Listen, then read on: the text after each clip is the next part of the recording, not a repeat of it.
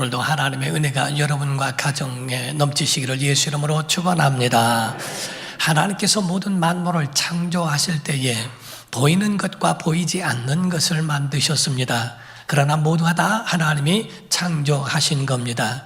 모든 보이는 것들은 시한적인 것이지만은 보이지 않는 것들은 그 가운데 영원한 것도 만들어 주셨습니다. 성경 안에는 영원한 존재로 영원 전부터 영원 후까지 살아계신 하나님과 두 번째로 만들어졌으나 피조물로 영원히 사는 천사들과 그리고 짐승과 같이 육체도 있고 또 영원히 사는 영혼도 있는 사람을 만드셨다 하는 겁니다.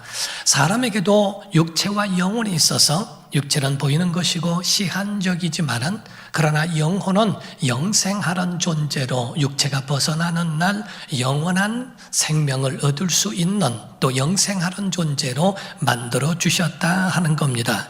그럼으로써 우리에게서는 이 육체라고 하는 것은 죽음이라고 하는 것을 통하여 영혼과 분리되어지지만은 그 영혼이 돌아갈 영원한 하나님의 나라가 있다 하는 거지요. 우리가 기독교의 복음에 있어서 굉장히 중요한 핵심이 있다고 한다는 것은 바로 이와 같이 하나님은 영이시기 때문에 죽음을 맛보지 아니하시지만은 하나님의 아들을 이 땅에 보내셔서 그 아들로 말미암아 죽음을 맛보심으로 말미암아 우리의 모든 인류의 죄를 담당하게 하시고 그리고 그의 부활로 말미암아 우리의 모든 믿는 자들의 희망과 소망과 생명이 되게 하시며 우리가 영원한 생명 영원한 하나님의 나라를 위하여 준비하게 하시는 그 길을 여셨다 하는 겁니다. 그러므로 성경에 말씀이 육신이 되어 이 땅에 오신 이유가 뭡니까? 우리의 죄를 다 사하고 구원하시기 위해 그래서 그 목적은 구원이라 하는 겁니다.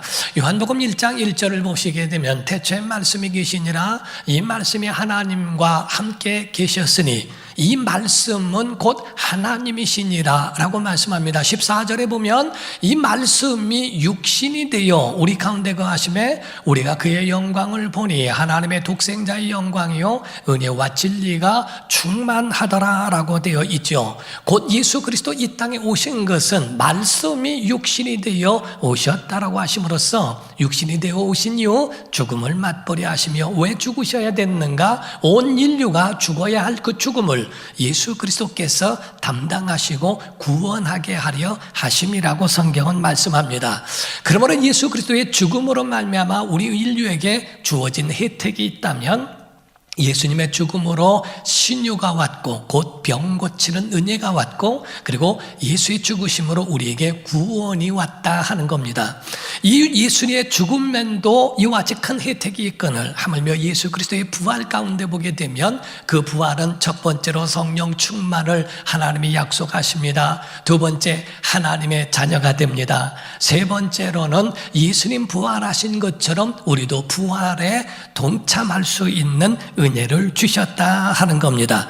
그래서 예수님의 죽으심도 이와 같이 큰데 예수님의 부활하심은 우리에게 큰 어마어마한 하나님의 주신 혜택이 우리 안에 있게 되었다라고 하는 거지요.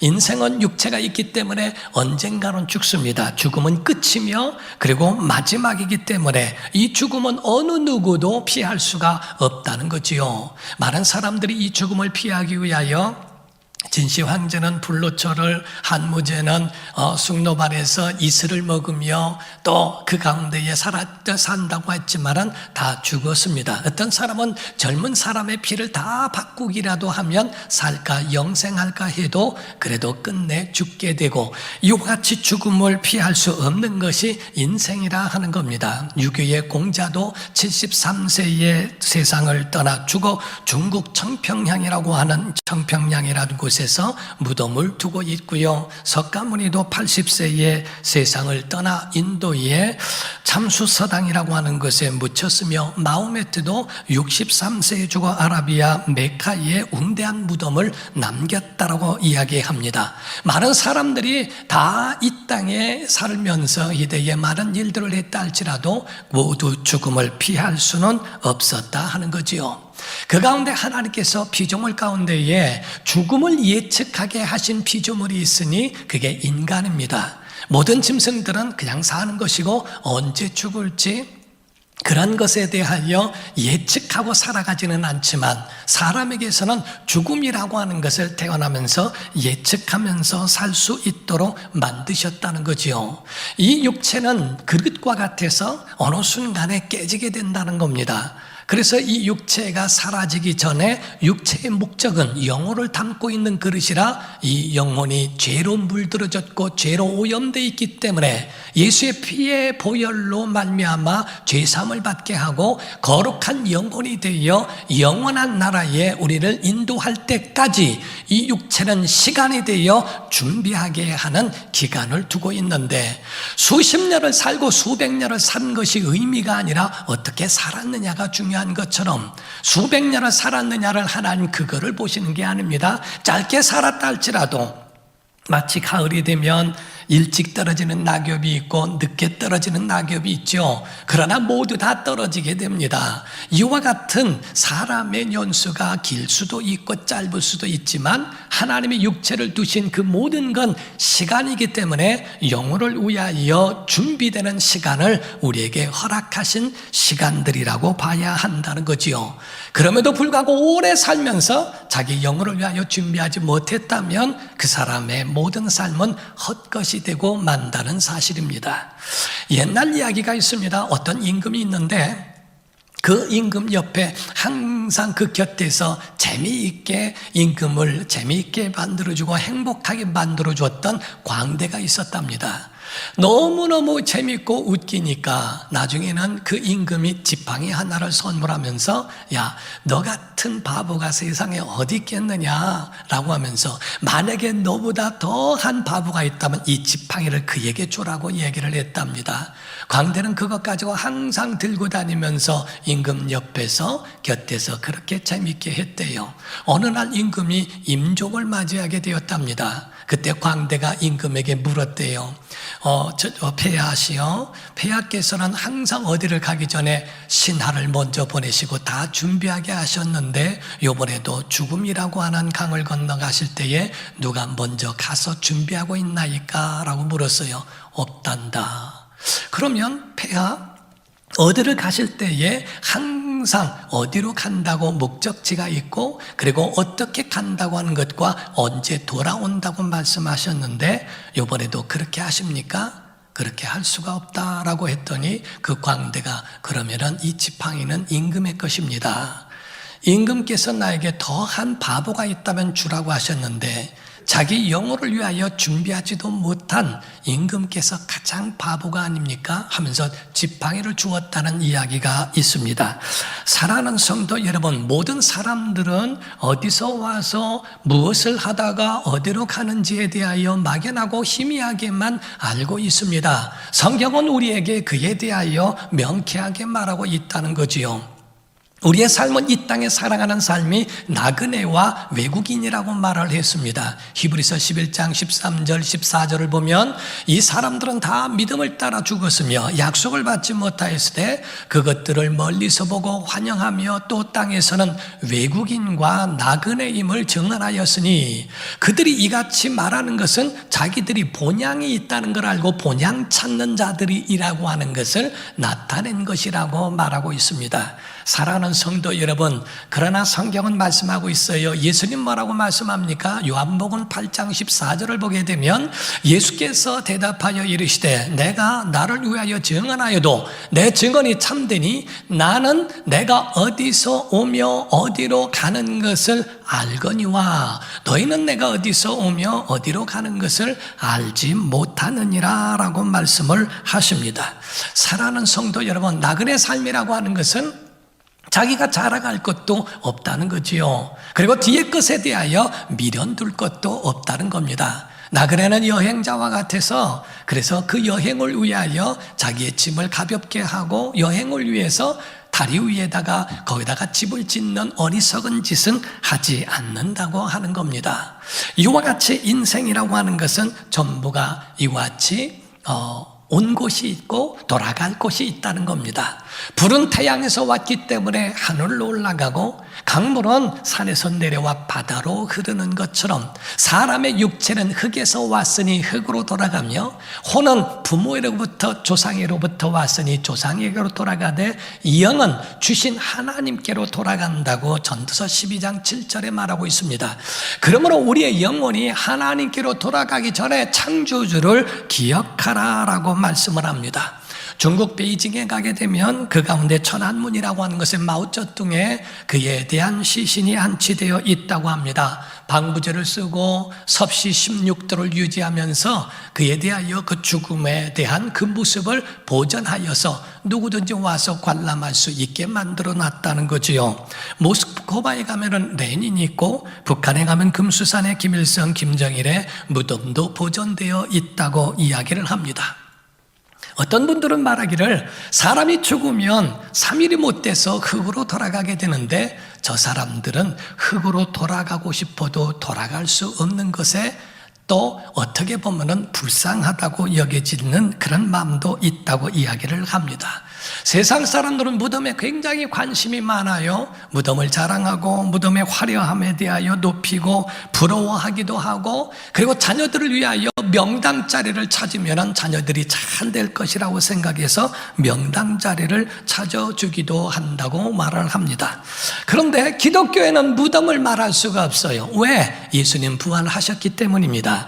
그래서 교회 안에서는 말할 때 무덤에 대한 이야기를 하지 아니하고 장례를 치르더라도 그에 대한 장례에 대한 것에 큰 의미를 두지 않습니다. 우리는 그거를 환송이라고 표현하고 영원한 하나님의 나라에서 만난다고 하는 부활의 소망으로 위로하게 되어 있다는 거지요.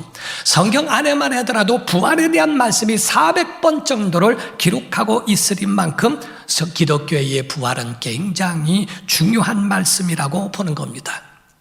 우리가 한 가지 아셔야 될 것은 성경 안에도 죽었다 살아난 사람들이 있습니다. 그러나 예수님의 부활과 다르다는 거지요. 구약에 보게 되면 수넴 여인의 아들이 갑자기 세상을 떠나 죽었지만은 엘리사라고 하는 선지자를 통하여 그를 살리는 일을 보게 됩니다.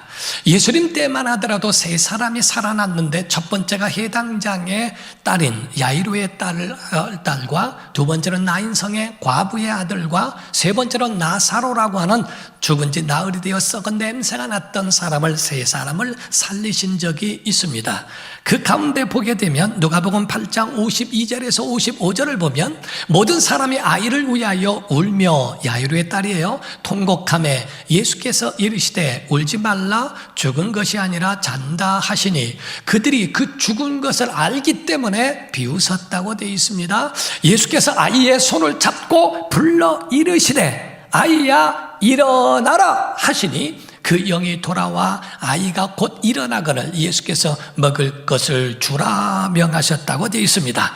누가복음 7장 11절에서 15절입니다. 그 후에 예수께서 나인이란 성으로 가실새 제자와 많은 무리가 동행하더니 성문에 가까이 이르실 때에 사람들이 한 죽은 자를 메고 나오니 이는 한 어머니의 독자여 그의 어머니는 과부라. 그 성에 많은 사람도 그와 함께 나오거늘 주께서 과부를 보시고 불쌍히 여기사 울지 말라 하시고 가까이 가서 그 관에 손을 대시니 맨 자들이 서는지라.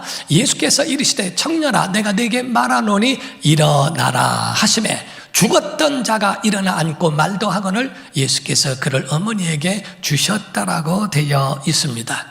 나사로란 사람 세 번째 말씀하고 있는데요, 요한복음 11장 43절과 44절입니다.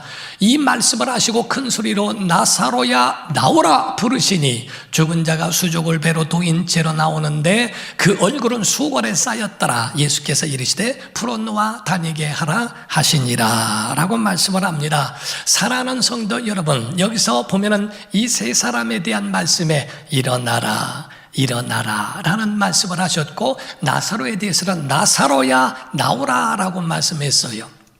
여기서 아셔야 되는 것은 이들의 죽었다 살아난 것을 성경은 부활이라고 말하지 않습니다. 그들은 숨이 끊어졌다가 목에 붙어 있는 숨이 다시 돌아와 숨을 쉰 생명의 연장일 뿐이지 부활은 아닙니다.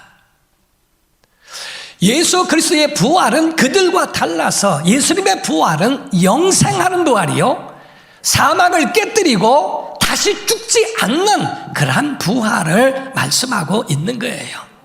나사로는 살아났어도 또 죽습니다. 어떻게 보면 많은 사람은 한 번 죽는데 이 사람들은 2번 죽어야 됩니다. 어떻게 보면 그들이 살아난 것만 하더라도 와, 엄청나다, 굉장하다. 그러나 또 죽어야 한다고 하는, 얼마 후에는 다시 죽는 생명적 연장일 뿐이지 부활은 아닙니다. 그러나 우리가 부활절을 지키는 이 부활에 대한 것은, 예수 그리스도의 부활은 영생하는 부활이요, 다시 소멸하지 않고 죽지 않는 부활인 줄로 믿습니다.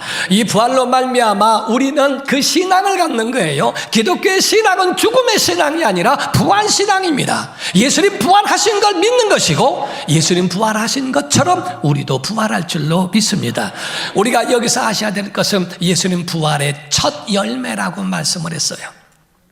부활의 첫 열매라고 하는 것은 열매 자체가 처음 것이 있다면 나중 것이 있죠. 처음이 있다면 2번째가 있지 않겠어요? 이와 같이 예수님 첫 열매라고 하시는 것은 그분으로 부활이 끝나고 종지부를 찍었다는 것이 아니라, 그분이 첫 열매가 됨으로 인하여 그를 믿는 모든 자들에게 이와 같이 주님 같은 부활이 있다고 하는 것을 우리에게 알려주신 거예요.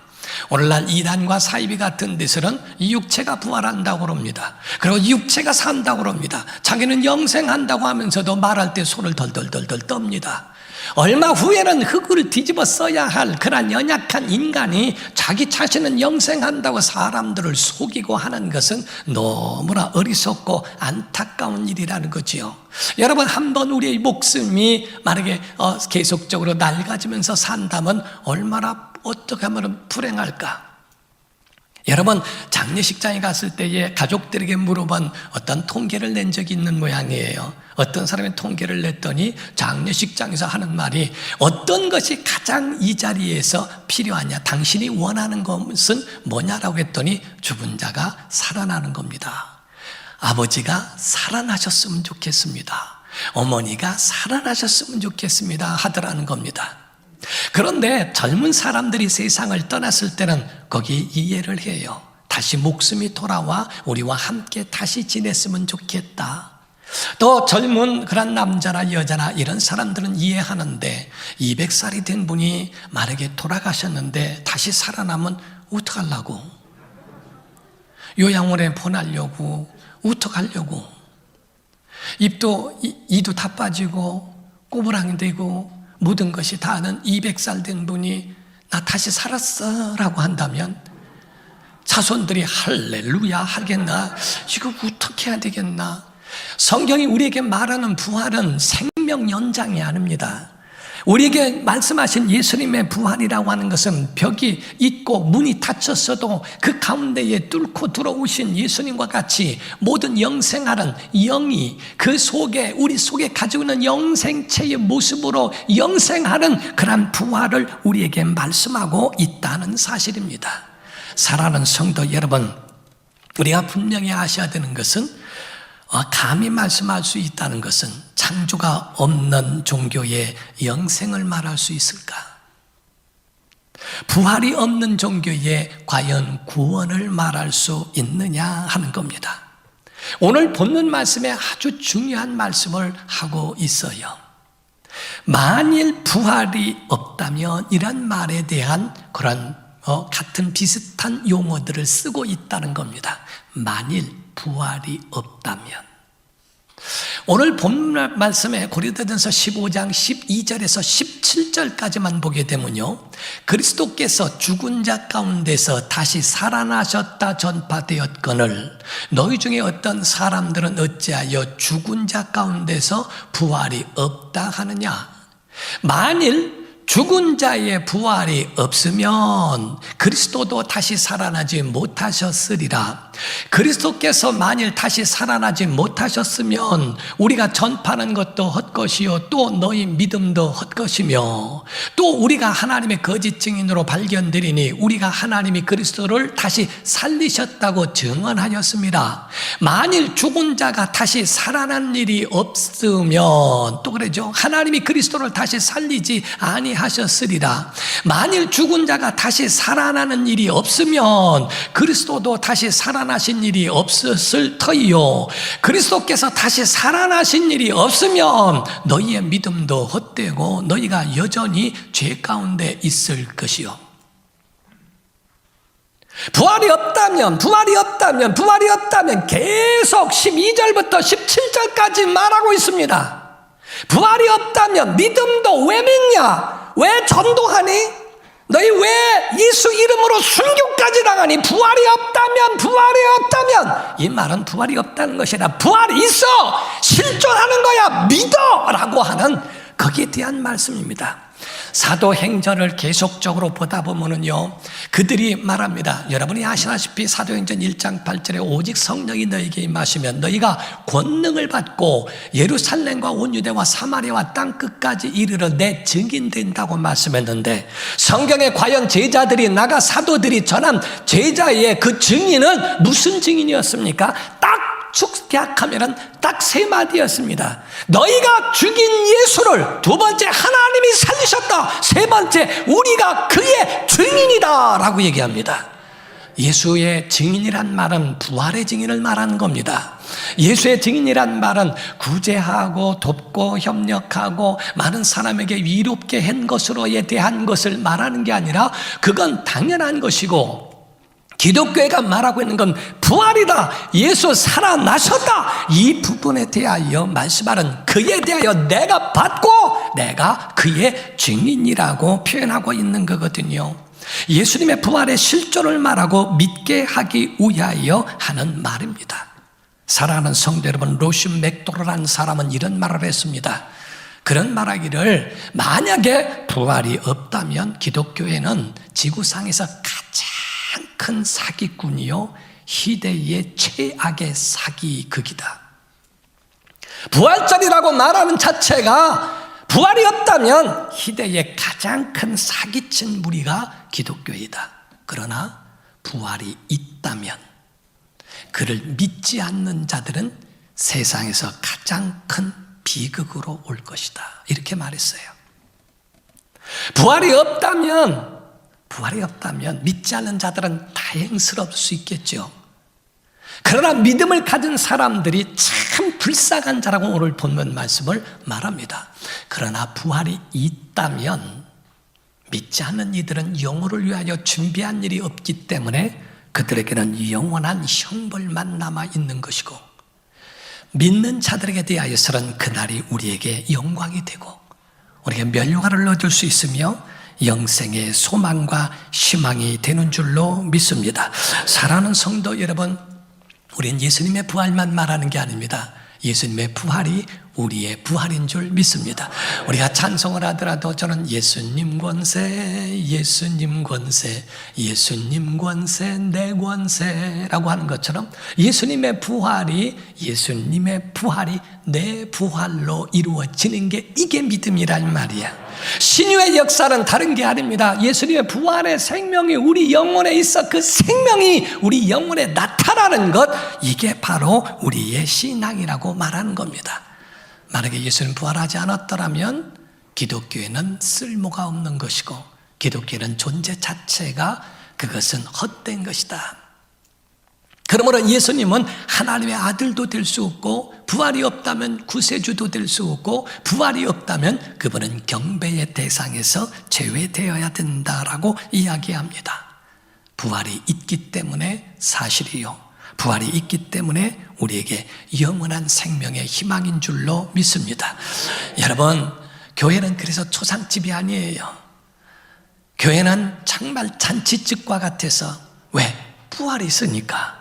죽음으로 끝났다면 통곡하고 애곡하고 끝나죠. 제가 장례식을 치르는데 어떤 분이 그러더라고요. 뭐가 좋다고 조상이 죽고 부모가 돌아가셨는데 노래를 부르느냐고. 그분들에게 된 영원한 이별이니까. 우리가 장례식장에 보면 영결식장이 있거든요. 그게 보니까 영원히 결별하는 거예요. 그러나 기독교회는 영결이 아닙니다. 기독교회 안에서는 영원한 주님 나라에서 먼저 간 것이고 다시 만날 환송이라는 겁니다. 그렇기 때문에 우리는 그렇게 슬퍼하지 않는 것, 성경에 나옵니다. 우리 잠자는 자들로서 믿지 않는 자들과처럼 너무 슬퍼하지만은 말아라. 영원한 하나님의 나라에서 다시 만난다고 하는 것을 말합니다. 이 땅에는 육체가 있어 굶주리기도 하고 아프기도 하고 뜨거운 어떤 기운에 상하기도 하지만 천국에 가면은 하나님의 눈물도 씻겨주시고 생명수 강가에서 우리를 위로도 해주시고 이 땅에서 고생하고 산전수전 공중전 유격 다 겪었고 보릿고개 전쟁 다 겪었으니 이제 쉬어라 라고 명하셔서 하나님의 영원한 나라에 초대받아 갔는데 그게 무엇이 그렇게 슬플까? 왜? 부활이 있기 때문에 그렇습니다. 사랑하는 성도 여러분, 여러분과 저는 이와 같이 하나님의 은혜 가운데 부활의 생명이 우리 안에 있기를 주 이름으로 축원합니다. 본문 말씀의 고린도전서 15장 20절입니다. 그러나 이제 그리스도께서 죽은 자 가운데서 다시 살아나서 잠자는 자들, 우리 믿는 자들을 죽었다 표현하지 않고 잠자는 자는 깨져 영원한 하나님 나라에서 깰 그 자들을 위하여 첫 열매가 되셨도다라고 말씀을 합니다. 예수님 첫 열매가 되셨으니 우리 안에 그 부활의 능력이 나타나야 됩니다. 고린도 후서 4장 7절에서 11절 마지막으로 봅니다. 우리가 이 보배란 말은 부활의 생명을 말합니다. 질그릇 육체 안에 가졌으니 질그릇 깨지면 끝나죠. 이는 심히 큰 능력은 하나님께 있지 우리에게 있지 아니함을 알게 하려 함이라. 8절입니다. 우리가 사방으로, 자 여기서는 아멘 해보세요. 우리가 사방으로 우겨쌈을 당하여도 쌓이지 아니하며 답답한 일을 당하여도 낙심하지 아니하며 박해를 받아도 버림받지 아니하며 거꾸로 트림을 당하여도 망하지 아니하고, 이거죠. 곧 믿음의 사람, 우리가 항상 예수의 죽음을 몸에 짊어진 것은 예수의 생명이 또한 우리 몸에 나타나게 하려 함이라. 그러므로 우리가 살아있는 자가 바로 항상 예수를 위하여 죽음에 넘겨져도 상관이 없다고 하는 것은 예수의 생명이 또한 우리 죽을 육체에도 나타나게 하려 함이기 때문이라고 말합니다. 여러분, 오늘 부활의 생명이 여러분 안에 있었으면 좋겠어요. 여러분 영혼의 부활의 생명으로 충만하기를 주 이름으로 축원합니다. 우리 예수 그리스도를 교주로 삼고 그분만 부활했다고 막연한 믿음이 아닙니다. 기독교의 믿음은 바로 예수 부활하신 것처럼 그 생명이 우리 영혼에 와 있다고 하는 것을 믿는 거예요. 우리 그 생명이 오늘도 예배 가운데 있어 모든 코로나를 종식시키고 생명의 역사가 우리 사랑하는 성도들과 가정에 넘치기를, 우리 나라와 민족 위에 넘치고 전 세계에 믿는 자들에게 역사되어지기를 예수 이름으로 축원합니다. 기도하겠습니다. 이 시간에 다 같이 통서로 기도할 때 주님의 생명과 내 생명이 무슨 관계가 있느냐, 동떨어져 있으면 그 생명이